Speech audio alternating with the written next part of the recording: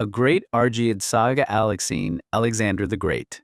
Volume 1, Telesias, The War Dance. By Macaulay Naki. Episode 48, Aristotle, Arrival of the Mind. Late September, 367 BCE, the Dipylon Gate, Athens. The Piraeus port was a cacophony of salt-stiffened ropes, the rhythmic groaning of timber hulls, and the relentless shouting of merchants peddling everything from sharp Chian wine to pungent brined fish. Aristotle stepped off the gangplank, his traveling cloak still heavy with the gray dust of the Macedonian road, now clashing with the humid, lingering damp of the Aegean.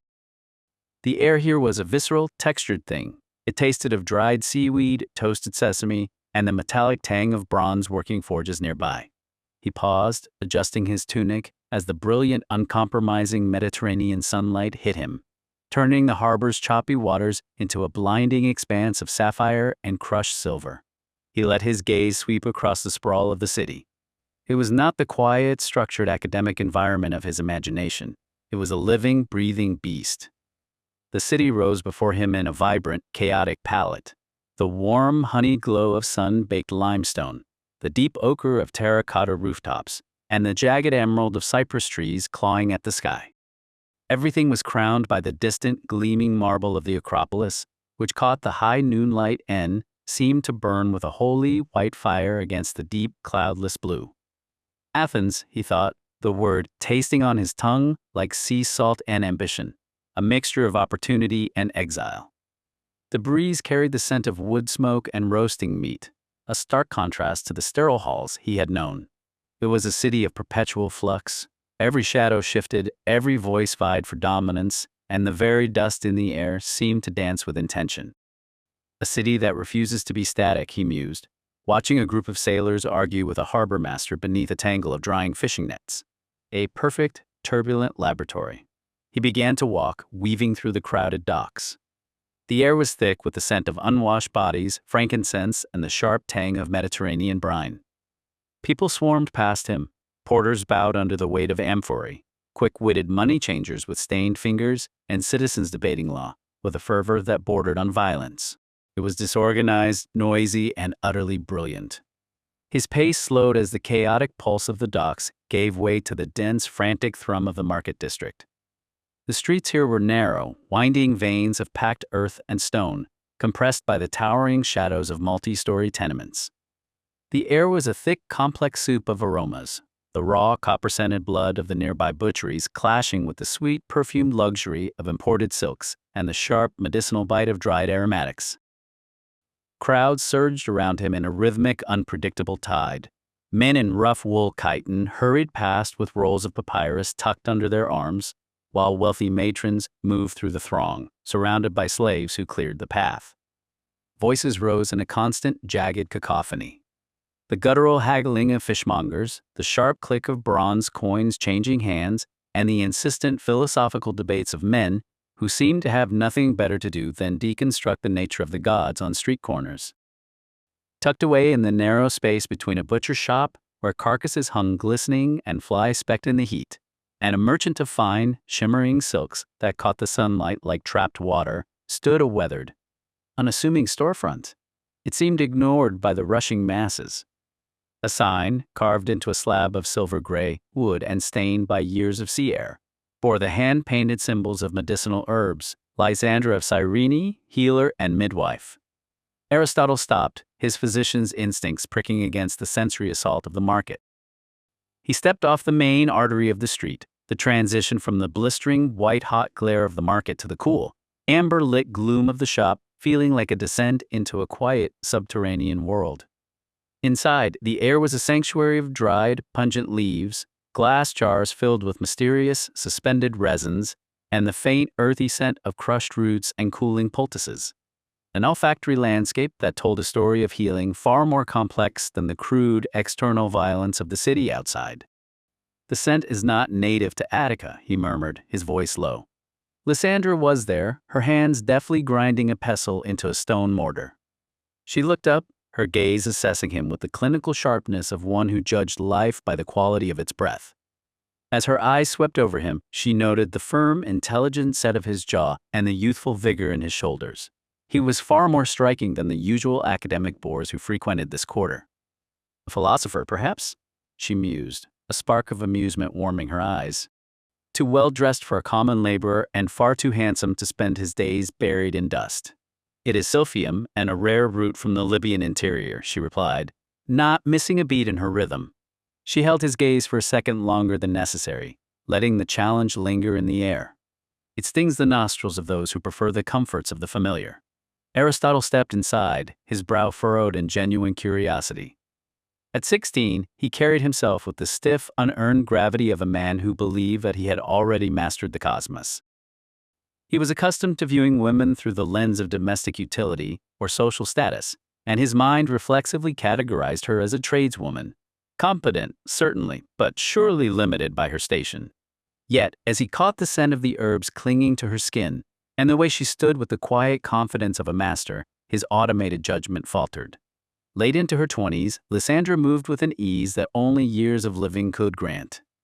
She possessed an exotic, magnetic beauty, her dark hair pulled back with a pin of carved bone, her skin bronzed by the Mediterranean sun, and her eyes holding a depth that seemed to reach back to the ancient traditions of Cyrene. To her, Aristotle was a curiosity, a boy with a quick mind and a tragically narrow horizon, blinded by his own burgeoning sense of supreme authority.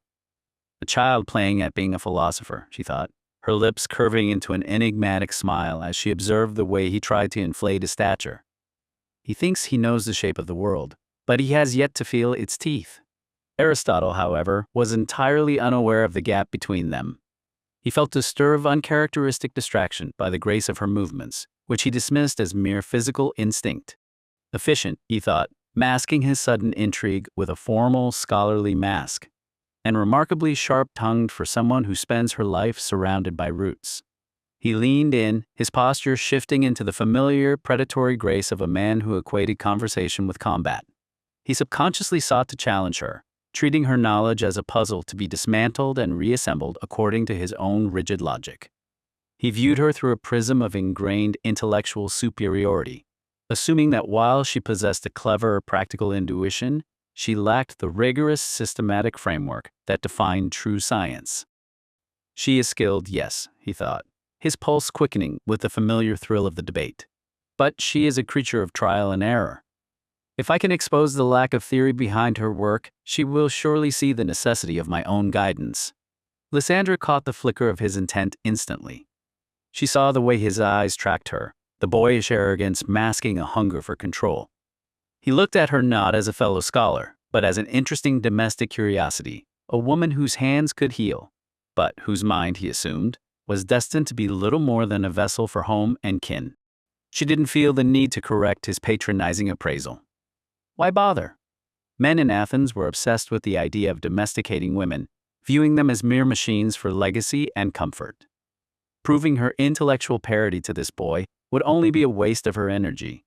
Instead, he decided to play the part he expected, offering a performance that would grant him the satisfaction of feeling like the superior intellect. I don't balance them for the sake of ancient texts, traveler, she said, her voice dropping to a softer, more intimate tone as she looked up at him through her lashes. She let her gaze soften, feigning a touch of awe, as if she were a simple woman, flattered by the attention of a great burgeoning mind. The body doesn't read scrolls. It only knows what it needs to survive. I simply listen to it. Perhaps if you stay a while, you could teach me how to read those scrolls of yours. I've heard men like you know everything there is to know about the world. Aristotle's ego flared with a smug, satisfied warmth. He missed the irony entirely, blinded by the very condescension she was playing into. Exactly as I suspected, he thought, masking his triumph with a benevolent, mentor-like smile.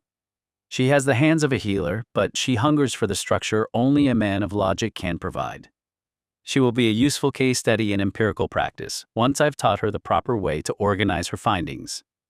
I would be happy to enlighten you, he said, his tone dripping with the self-assurance of a teacher addressing an apt, if unrefined, student. Learning is, after all, the most noble pursuit, especially for those with such potential. Lysandra stopped grinding, the pestle coming to a rest with a soft thud against the stone. She wiped her hands on a linen cloth, her movements slow and deliberate, designed to draw his gaze. She looked at him then, truly looked at him, and saw the smooth, unblemished skin of a boy who had never known the sting of a blade or the fever of a plague he couldn't name. His arrogance was not malice, it was a pristine, untouched innocence. He was a creature of the Academy, drifting in a sea of theories, blissfully unaware of how quickly the world could break a man who relied only on logic. He's a virgin to the world, she mused, a dangerous, playful heat rising in her chest. He thinks he knows the anatomy of power because he's read it in a scroll, but he has no idea what happens when a woman decides to show him. He is made of nothing but bone and breath. She stepped around the counter, closing the distance until the sharp, cloying scent of silphium and sweat rose between them. She was a head shorter, yet she held the space with a gravitational pull that seemed to make the very air in the shop thicken. "You speak of potential, young master," she said, her voice a low, honeyed purr that made Aristotle's breath hitch in his throat. An involuntary, physiological response he hadn't yet learned to categorize. She reached out, her fingers cool and steady, and brushed a stray bit of lint from the shoulder of his tunic. Her touch lingered just a second too long, a calculated flick of intimacy that sent a jolt of confusion through his rigid posture. Aristotle stiffened, his scholarly facade cracking. He had come to debate ideas, to dissect her methods with the surgical precision of an intellect, not to be looked at with such unnerving, knowing appraisal. "I am merely offering perspective," he stammered, his voice lacking its previous resonance. He looked down at her, suddenly hyper-aware of the pulse thrumming at the base of her throat and the way her eyes held a predatory patience. There, she thought, watching the flush creep up his neck. The first crack in the marble. She tilted her head, her gaze dropping to his lips before flicking back up to his eyes, watching his pupils dilate. "Perspective is a dangerous thing for a man who hasn't lived long enough to regret his own certainties," she whispered, stepping back just enough to leave him feeling inexplicably hollow. "But stay. Tell me more of these humors you are so fond of. I find that when men are busy explaining the world to me, they often forget to guard their own." Aristotle nodded slowly, his eyes already tracing the anatomy of the room, cataloging the jars, the herbs, and the deliberate movements of the woman who held the city's secrets in her palm. The city is the microcosm, he thought, stepping back out into the sun-drenched street. And I have only just arrived at the center of the web. The ink on the Theban treaty was barely dry, the heavy seal of the Boeotian League still cooling on the parchment when the chamber doors groaned open to admit Callisthenes. Pelopidas had departed only hours ago, leaving behind a court reeling from his demands, but the respite was non-existent. The atmosphere was choked. Beyond the main dais, a contingent of Theban soldiers stood as statues in the periphery of the hall, a silent, armored reminder of the new order. Antipater stood near the base of the throne, his posture rigid, his keen, analytical eyes tracking every movement in the room. He remained silent, a master of observation who understood that in a room full of wolves, the one who speaks last often holds the knife. Callisthenes strode into this volatile space, his gaze instantly snagging on the Theban guards before settling on the lean, watchful figure of Antipater. His brow furrowed, a flicker of annoyance breaking his polished veneer. He noted the way the Macedonian nobles recoiled from the Theban steel, and how the silence in the room was not one of respect, but of a cage door locking shut. So the Boeotians have already moved the furniture into the house, Callisthenes thought, his lip curling almost imperceptibly. And Antipater watches it all like a clerk tallying the cost of our funeral. He did not bow deeply. He offered a perfunctory, brittle nod to the throne, his eyes darting past the slumped King Perdiccas to lock onto Ptolemy. He felt the electricity of the tension. It was a palpable, dangerous friction. "It seems I have arrived just in time to witness the fruits of your diplomacy, Regent," Callisthenes began, his voice dry and measured, cutting through the heavy silence. "The atmosphere in Pella has become remarkably disciplined." The Theban commander, a man with a jagged scar bisecting his brow, stepped forward, his armor clanking like a funerary bell. "Order is a rare commodity in these parts, Athenian. We are merely ensuring it doesn't vanish entirely." Callisthenes turned, offering the Theban a bow so shallow it was a studied insult. "How fortunate for the palace that you've brought such heavy-handed security to keep the draft out."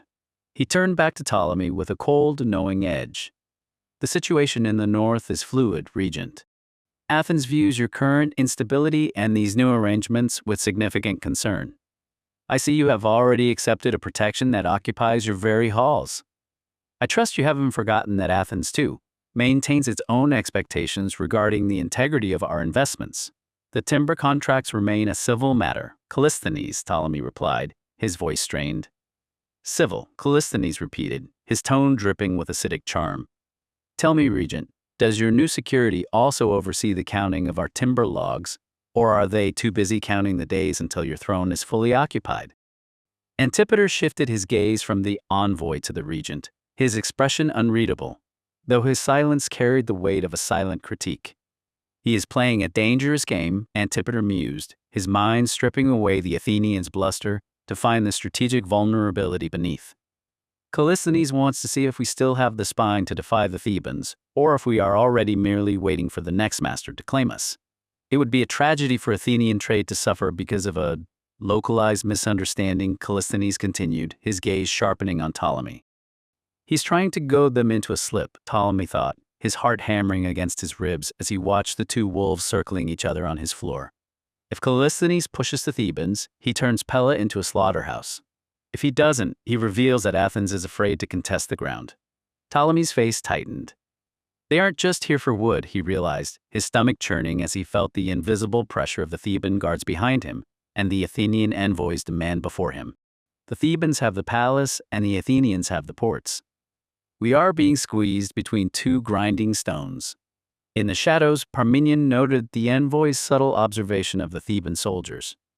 Callisthenes isn't just measuring our weakness, he realized. He's measuring our new masters. Callisthenes smiled, a thin, polished expression that didn't reach his eyes. Athens knows its accomplishments, and we take great pride in our efficiency. We trust Pella will find the presence of our ships a comforting guarantee of continued trade, even in such crowded company. Old Italus leaned heavily on his staff, his knuckles white. Crowded, he spat internally. We are a house occupied by two sets of wolves, and they are already snarling at each other across our dining table. Antipater finally spoke, his voice cool, precise, and devoid of emotion. Trade is indeed a civil matter, envoy. But civil matters require a stable foundation. Rest assured, Athens will find its timber. The question is whether the price of that wood will be paid in coin or in the sovereignty of the hand that signs the contract. As the envoy stood waiting for a reply, the realization crystallized for everyone in the room. Macedonia was no longer a player in the game. It was the board upon which the great powers were beginning to carve their empires. Ptolemy did not offer a grand defiance, nor did he attempt to negotiate further. He knew that any aggressive move would trigger the Theban soldiers standing at his back, and any further capitulation would alienate the remaining Macedonian loyalists. Instead, he chose the only path of a man drowning. He deferred. Ptolemy bowed his head slightly, his face a mask of weary resignation. Athens shall have its timber, Callisthenes. My administration recognizes the necessity of our trade agreements. As for the logistical oversight, you will find that Macedonia is a cooperative partner to those who respect the current complexities of our governance. He then gestured vaguely toward the door, his voice barely rising above a murmur. General Pelopidas oversees the security arrangements of this palace, and it is his discretion that governs the movement within these walls. If your General Iphicrates has concerns regarding his fleet, I suggest you take them to the coastal governors. My concern is, and shall remain, the preservation of order within Pella. It was a hollow, desperate dismissal, a pivot meant to wash his hands of the conflict by pitting the Athenian and the Theban against each other. Antipater watched the regent's performance with cold, narrowed eyes, his jaw set. He has conceded the ports to Athens and the palace to Thebes, and he calls it governance, Antipater thought, the disgust rising like bile in his throat. He has bought himself another week of breathing room by selling the kingdom's lungs. Callisthenes offered a sharp, mocking bow, his expression one of cold satisfaction. He had his commitment, and he had seen the extent of the regent's surrender. He's a man clutching at the rim of a crumbling well, Callisthenes mused, his mind already cataloging the victory. He thinks he has bought peace by pitting the wolf against the lion, but he has only succeeded in making himself irrelevant to both. A wise decision, Regent, Callisthenes said, his tone smooth as polished marble. Athens appreciates cooperation. It is far more efficient than the alternative, and far more profitable, he added silently as he straightened his cloak. his eyes sweeping the room one last time to fix the image of the capitulating court in his memory. Let them believe they are balancing the powers. When Iphicrates finishes securing the ports and the Boeotians finish bleeding the palace dry, there will be nothing left for them to balance. They are not merely surrendering their timber, they are surrendering their future. The envoy turned and strode out, leaving the court in a silence so thick it felt suffocating, punctuated only by the distant rhythmic clank of Theban armor. As Callisthenes strode out of the audience chamber, he nearly collided with Pelopidas, who was lingering in the antechamber with a detachment of his sacred band. The Theban general was reviewing a map, his presence casting a long, imposing shadow against the stone walls. Callisthenes halted, forcing his features into a mask of diplomatic neutrality, though his pulse quickened. "General," Callisthenes said, his voice smooth as polished glass. "I had assumed that with the prince and the cavalry secured, you would be long gone. Your continued presence in Pella is unexpected, given the urgency you claimed for your mission." Pelopidas didn't look up immediately, his finger tracing a line on the parchment. When he finally lifted his gaze, it was heavy with the weight of undisputed command. The departure of a prince and a detachment of cavalry is not a stroll envoy. It is a logistical matter. I remain here to ensure the transition is completed according to my terms, not yours. Of course, Callisthenes replied, his eyes darting to the armed Thebans flanking the general. Though I'm sure the regent appreciates the extended stay. Your men have a way of filling a room, General. It is almost stifling. The arrogance of the man, Callisthenes thought, his inner monologue seething with calculated resentment.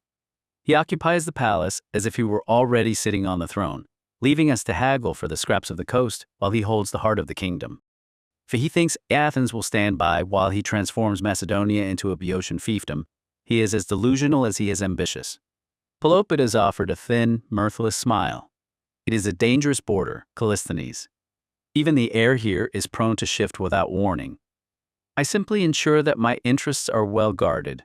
Your interests are quite clear, Callisthenes countered, stepping closer, his tone dropping to a dangerous, intimate whisper.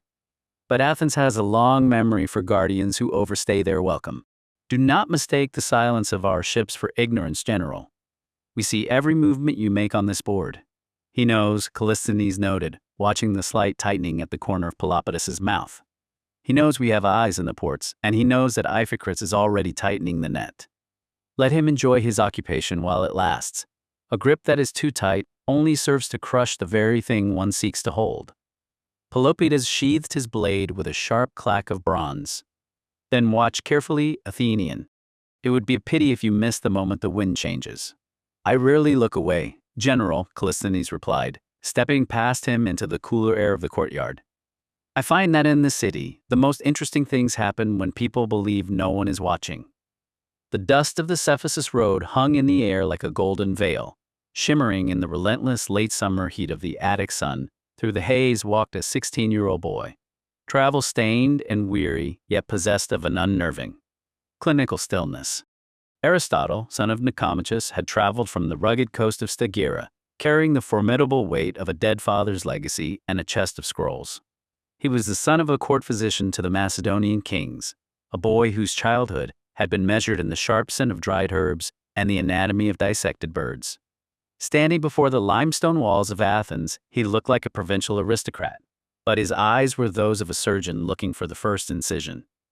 A seasoned gatekeeper, leaning against a sun-bleached pillar, watched the youth approach. You're a long way from the north, lad. Are you here to sell wood or buy wisdom? Aristotle stopped, wiping grit from his brow.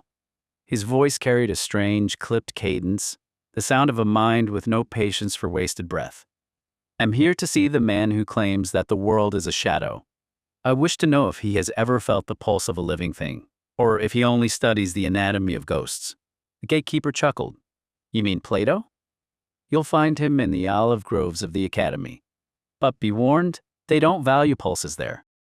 They value the edus, the perfect form. To understand the gatekeeper's warning was to understand the very sun around which intellectual Greece orbited in 368 BC. Plato was the undisputed titan of Athenian thought, a philosopher king of the mind who had fundamentally transformed the landscape of Western philosophy. Decades earlier, he had been the premier disciple of Socrates, witnessing his master's execution by the Athenian democracy, a trauma that shattered his faith in ordinary politics and drove him to seek an unshakable, universal truth. By 368 BC, Plato was the most influential figure in Athens, ruling over intellectual life through his revolutionary doctrine of the forms. He argued that the physical world humans touch, breathe, and see is merely an unstable, shifting illusion, a realm of fleeting shadows. The true universe, Plato insisted, belonged to a higher, unseen reality of perfect, eternal, and unchanging concepts like absolute justice or perfect beauty. In Athens, a city still recovering from military defeat and political instability, Plato offered a radical intellectual sanctuary, the certainty of divine, mathematical order in a chaotic world. "I do not seek to starve on ideas," Aristotle replied, his northern pragmatic roots rebelling against the southern abstractions. "I seek to categorize. If the world is a shadow, I want to measure the light that casts it." The Academy was a sanctuary of the mind, a sacred grove dedicated to Athena, where Plato had established the Western world's first true institution of higher learning. Under ancient olive trees, the air smelled of damp earth and intellectual sweat. Aristotle walked past groups of men in white chitons, their voices rising in the rhythmic cadence of the Socratic method, the relentless, back-and-forth cross-examination Plato had inherited from his own master to strip away false assumptions. Aristotle pressed deeper into the grove until he stopped before Speusippus, Plato's nephew, the man who fiercely guarded the master's orthodox doctrines, while Plato himself was away in Sicily attempting a grand political experiment. "You are late for the afternoon lecture," Speusippus remarked.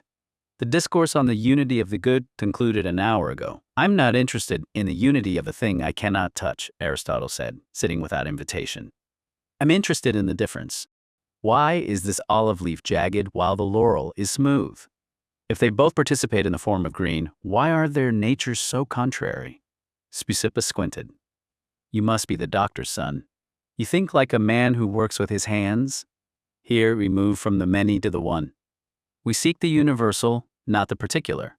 But the universal is a hollow shell if it cannot contain the particular," Aristotle countered, his voice carrying the sharp clinical cadence of a natural scientist. "You cannot truly know the concept of man if you do not first understand the raw mechanics of the blood and the bone. We must observe the world as it is, not as we wish it to be in some flawless realm of ideas." "Where is the master? Where is Plato?" "He is in Sicily," Speusippus replied, a smug, self-satisfied smile playing across his lips as he adjusted his white chiton, attempting to turn a tyrant into a philosopher king. "You will have to settle for the shadows of his instruction until he returns." Aristotle's slate-gray eyes narrowed, his brow furrowing fiercely. "Sicily? What precisely is he doing out there in the West? Is he truly attempting to convert a lawless despot into an intelligent statesman? Was this absolute madness his own reckless design, or was he invited by the tyrant's court?" "He was invited by Dion," Speusippus smoothed, though a shadow of anxiety crossed his features, "to tutor young Dionysius II. The master believes that if the ruler of Syracuse can be brought to master geometry and the true form of justice, the greatest tyranny in the Mediterranean can be bloodlessly transfigured into a utopian republic." "A utopian republic engineered by an illiterate autocrat," Aristotle scoffed, letting loose a cold, dry friction of a laugh. "Plato hallucinates. The tyrant does not crave the beauty of geometry. He merely craves the technical efficiency of a larger hammer. To throw a philosopher into the court of Syracuse is to invite a tiger to a banquet of raw meat and expect it to learn manners." Aristotle stood up slowly, looking out at the long skeletal shadows of the olive trees as the southern sun began to slide beneath the horizon. The stark geometric lines of the Academy's colonnade stretched across the dust like dark iron bars. "Very well. If the master is away chasing phantoms in the West, the laboratory is mine. Plato wants to escape the cave of the material world. I want to map the cave so thoroughly, so systematically, that no human being ever gets lost in its darkness again. I'm going to turn your shadows into a science." As the first cold stars sharpened over the dark silhouette of the Acropolis, Aristotle retreated to a quiet, shadow-drenched corner of the stone dormitory. He unrolled a fresh core sheet of premium Egyptian papyrus, dipped his reed quill deep into the thick black ink, and firmly inscribed a single title, at the top of the blank page. Organon, the instrument. He did not write the title of a philosophical school, nor a collection of poetic theories. To Aristotle, the organon was to be something far more fundamental, the ultimate intellectual toolkit, a structural blueprint for how the human mind must process reality before it can even attempt to pursue truth. If Plato's followers wanted to debate the cosmos, Aristotle would first build the precise engine required to do the thinking. His mind rapidly charted the six-part architecture of this monumental engine, conceptualizing a sequence of definitive treatises that would govern human reason for millennia. He would begin with the categories, or categorii, breaking down the entire universe into 10 fundamental classification blocks, such as substance, quantity, and quality, effectively forcing every physical object in existence into a strict logical compartment. This would flow directly into an interpretation, or perihermeneus, where he would dissect the very mechanics of human language, detailing how nouns and verbs interact to construct truth, falsehood, and the systemic nature of contradiction. Next would come his crowning structural achievement in the prior analytics, or analytica prodera, which marked the absolute birth of the syllogism, this clinical mathematical formula of deduction, proving that if all men are mortal and Socrates is a man, then Socrates is definitively mortal, created a locked logical loop that no demagogue, sophist, or tyrant could ever hope to break. To anchor this logic to the real world, he envisioned the posterior analytics, or analytica istra, a brilliant blueprint for scientific demonstration and empirical evidence that mapped exactly how the human intellect moves from raw physical observation to unshakable, universal knowledge.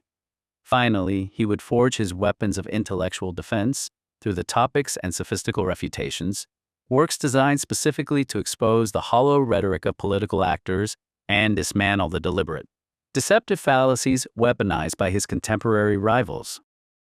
He realized in this quiet hour that he stood as a radical bridge of logic between the two halves of his world, the raw, blood-stained, empirical realities of the North and the detached, abstract idealizations of the South. He reached down and picked up a fallen olive from the floor, slowly rolling it between his calloused fingers.